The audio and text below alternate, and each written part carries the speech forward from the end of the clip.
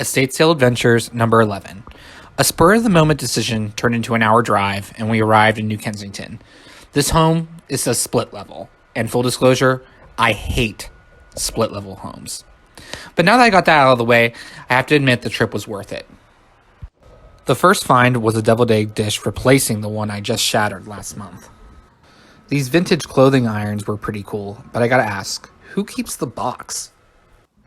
But lastly, tucked away in the basement, like out of a horror movie, this Ouija board was begging for a new home. It's a little warped and moldy, but definitely salvageable. The rec room downstairs had a mid-century modern vibe, including this bar, vintage blender, and this light fixture which looked like it was hot glued with baby teeth. Thanks for watching. Please like, subscribe, and watch the handle. Estate Sale Adventures number 12. First things first, I didn't get any pictures of the outside because I was a little distracted by the fire department across the street. This sale is a consistently good one in Tarentum, but it is a warehouse. It's not as fun as exploring some dead person's house, but the stuff is really cool. Except for whatever this is. Should I tag Trixie Mattel in this video? I don't know what I would do with a book press, but it did turn very smoothly. I almost considered buying this handsome devil. If you've ever been to my house, you'll know that I have a thing for maps. Marburger Dairy makes the best chocolate milk. And lastly, this love seat chair combo, priced at 75% off of 50, was a deal we couldn't pass up. They'll need reupholstered and some TLC, but they were definitely worth it. Thanks for watching. Please like and subscribe. Estate Sale Adventures number 13. This was our last stop on a long day of sales, but it ended up being the best of the lot.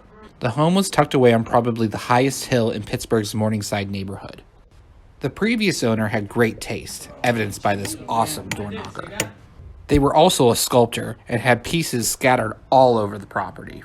I kinda geeked out when I saw this arts and crafts style dining table with large brass hinges. Unfortunately, not for sale. The previous owner also shared my love of dark stained wood furniture.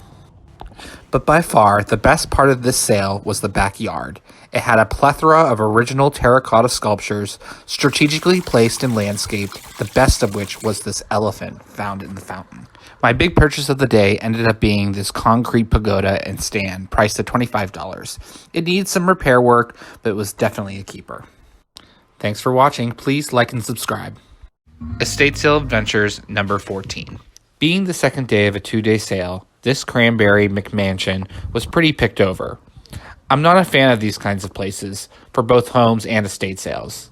They're usually oversized, weirdly laid out, and too new to have anything interesting or niche tucked away. There were some nice art finds, including at least a dozen Chicago landscapes, some original pieces from the 1960s, and this bronze clown statue with a $1,200 price tag. I've never heard of a pasta angel, but there they were. This bird feeder setup is something my mom would definitely appreciate. Thanks for watching. Please like and subscribe. Estate Sale Adventures number 15, a throwback. Take a moment and soak in the line to get into this sale. But trust me, it made sense. This tiny ranch was packed with the most organized and tidy collection of everything you can imagine, including but not limited to Snow Baby collectible statues, glasswork and pottery, vintage cologne bottles, citrus juicers, and some pretty unconventional collections too. This is the type of sale that can be pretty dangerous for someone like me, because each time you peruse a certain area, you find something new. What made it more treacherous was that everything was priced to sell. The most interesting finds were this Pittsburgh-made La Vida vibrator and this violet ray. It was priced at $5, so I had to nab it. And guess what? It still works. I also grabbed this metal box trunk, a few glass insulators, and this beautiful bronze letter opener. Thanks for watching. Please like and subscribe. Estate Sale Adventures number 16. We had high hopes for this sale. It was on one of the most exclusive streets in one of the most expensive neighborhoods in the city. But this 1965 quasi-colonial was a mishmash of different styles and looked like it hadn't been lived in for a long time. Everything was overpriced, so much so that I was kind of turned off. I mean, is this an estate sale or a retail store? Plus, some of the staff were clearly bothered by me using my phone. The only standout was the table of knickknacks and ephemera. I really did appreciate this collection of pocket watches. And there was a plethora of military buttons and rank insignia. Thanks for watching. Please like and subscribe. Estate Sale Adventures number 17.